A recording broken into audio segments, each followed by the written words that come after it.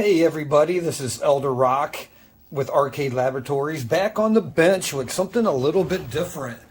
So today, was contacted by a man, asked me if I could look at his Jurassic Park Pinball Data East motherboard. Now I do arcade repairs, and I thought it was interesting. I'm always down to learn. I would like to learn more about pinballs in the future. He said it had battery damage, and boy, does it have battery damage. So let's just kind of, to get through here, kind of what's going on. You can kind of see what's going on. This board, I picked it up. I told him no, I'm not even going to repair this. It's just too far gone, in my opinion. Like I told him, if I went through, desoldered everything, cleaned it, neutralized all of this, chances are underneath the sockets, the pads are going to be destroyed. And I told him, even if you could reconnect everything, the chances of it being dependable might not be so great. So the board actually hangs vertical, like this being the top and this being the bottom, and you can see the acid just ran all the way down, all the way to these transistors. I don't know exactly what those are. Regulators or power transistors as well. So what we're going to do today, we're just going to use this as a chance to show how I wash boards. I do want to neutralize this for him. I got the power supply. I'm going to rebuild the power supply, but I will take some time. I will clean this. I'm going to verify this ROM, EEPROM, is still okay, and kind of go from there. I might try to desolder some of that stuff after we clean it, but that is just awful. Let me show you the back. Look how bad the back got, totally saturated. That electrolytic, that acid just came all the way through. It's like these, I don't even want to put my solder gun on. I don't even want to touch my solder gun tip on that stuff. But that might come off when we clean it. Depending on how it looks, I might try to desolder some of that. So let's go back. Another thing I wanted to do, I had you on the board, or have this on the bench, and you guys with me. I wanted to take my meter and go around and see if we can't buzz or not buzz some things out. Let's zoom up here a little bit. Let's see. Let's just, for giggles, let's just see what buzzes out and what does not. Man, I mean, it's going to tell you kind of right off the bat, like that rail is just completely, probably right there, shot. Oop, get my hands out of the way. Yeah, let's zoom in a little bit more on some specific parts. Okay, getting better with the camera here. Let's just try to get. Okay, I was going from this capacitor, that guy. That guy is nothing there. Oh man, this guy is just, I can't even hardly see. Can't hardly even see. Yeah, that test ring, that guy is broke. I mean, I know. Let's just go clean it up. I'm kind of curious how to look after it cleans up. Here's some network arrays down to this IC. Wait. Yeah, see right there. It's 8 through, guaranteed. Oh, this guy. Yeah. Let's check some of these. Yeah, see, these are all. There's no way. I already told them, buy a new board, it'll be dependable. But I just wanted to show you what battery leakage can do to your board. And that's just unfortunate. It's just such a simple thing. Take the batteries out, Yeah, these things, new and tested, cost about $500, and this guy is just beyond repair. But let's go wash it, just for giggles. Let's see how good we can...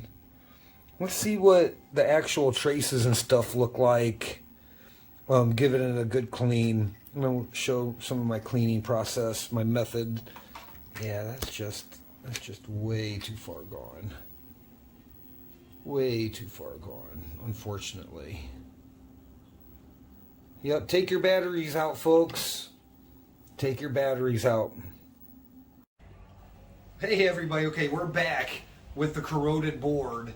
And I live in sunny Thailand, and I'm going to show you how I clean boards. So this board is beyond repair, but I wanted to show how I clean boards here in Thailand. It's nice and warm, and you kind of use that to your advantage. So let's go over to the sink. I have this nice outdoor kitchen here.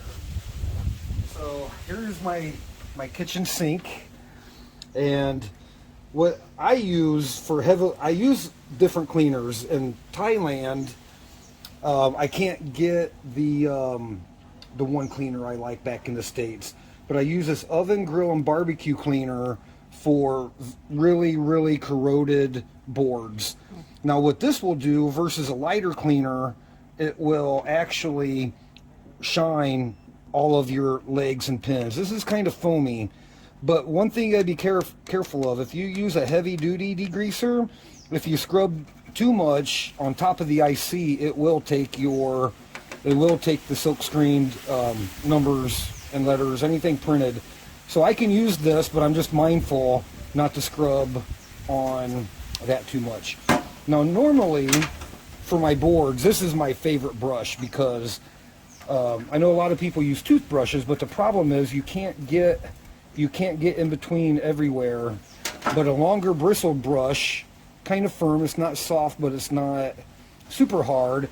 You can get right down in between everything with a longer bristled brush. This is what I like to use. I rarely use a toothbrush, to be honest, because if I do a small area, and then I can just kind of tilt it and maneuver or whatever. Okay, this is nasty. So let's get, and I'm not going to use my brush because I don't want this nasty stuff on my good cleaning brush. So okay, this stuff is is foamy. It's not.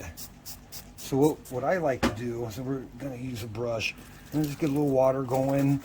And since it's foamy, I don't like it all to run off. But get in here with the foam, kind of spread that foam around. Yeah, I wish I could use my big brush, because it definitely works a lot better. And I've never cleaned corrosion this bad. And this is just for testing. I don't think we're going to... yeah, it's awful, and it smells awful. Now what I would normally do with any kind of corrosion, if I got leaky batteries that just created a little bit of corrosion, I would use vinegar to neutralize. And actually, the regular laundry detergent or dishwashing detergent will neutralize the acid. I'm not sure, to be honest, if this heavy duty greaser is actually alkaline enough to neutralize, but at least to get the crap off. Oh yeah, that's just the nastiest shit ever. Yeah, we're just going to give him a rinse and just try to rinse some of that off. This is going to be a couple times, but at least with the corrosion off, get a better idea what's going on. Now on a normal board, I just spray the whole thing down, use the big brush, rinse it off, and again, like sunny Thailand, we'll set it in the sun to dry. Yeah, that is just so bad and nasty. And what I wanted to do, I also wanted to hit the back of this. Most of the time, sometimes I'll just kind of start with a little bit of water. So yeah, let's just hit some of these bad. I'm kind of curious to see if some of that staining will come off. That is just awful. Again, not for repair, just kind of testing a board like with this level of corrosion, kind of what it looks like, even if you were to spend time and clean it or thinking about repairing it. Yeah, that is just the nastiest ever. That is definitely... See, there's no way. I mean, on a clean board, on a non-corroded board, this cleaner will clean the PCB just like brand new. It'll make the solder, it'll take away all the oxidation from your solder joints, and then when you get it on the bench, you're good to go. But look how bad, even after a heavy-duty degreaser, look how bad those solder joints are. There's no way I would ever put my solder gun on there. And I don't even think you could add solder to that. So I don't know. I don't think I'm actually even going to scrub that anymore. There's no point. Let me just flip this guy back around. Let me give it one more. Just a little bit.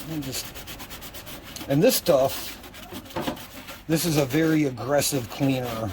I don't suggest that you use that lightly or without experience.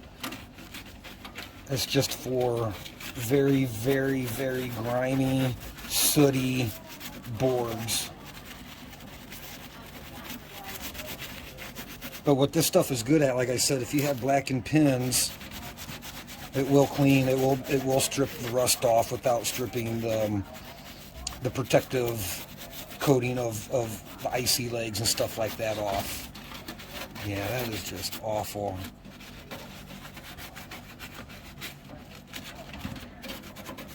Yeah, again, just for learning experience. Yeah, see, even the second round really didn't do a whole lot. There's no way I would go any further with that, especially after seeing the back. Yeah, these, they're just, I'm sure like every pad under there you would destroy, or they're already gone. So that's at least clean. I told the customer I would at least try to neutralize and get that corrosion off, because you know you can maybe use some of these for spare parts, and then we'll go through and we'll test the Motorola CPU, test the RAM, make sure you know it's just good spare parts. The rest of the board looks good. That's unfortunate. One battery ruined this whole board, or one battery pack. Okay, so let's go over.